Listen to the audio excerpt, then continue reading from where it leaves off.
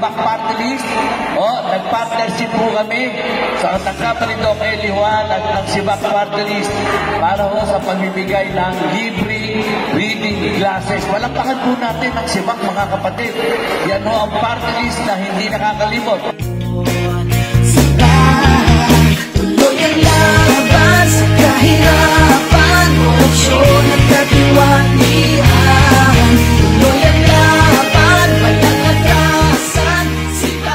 Magandang araw po sa inyong lahat. Ako po si Konsehala Doc Eliwan po mula sa ika-6 na distrito. Ako po ay nagpapasalamat sa Sibak Party List sa pagbaba po ng libreng salamin para po sa aming mga kadistrito. Ito po ay napakalaking tulong para po sa kanila na makapagbigay po ng malinaw na mata or paningin po para sa kanila, lalong-lalo na po sa ating mga minamahal na senior citizen.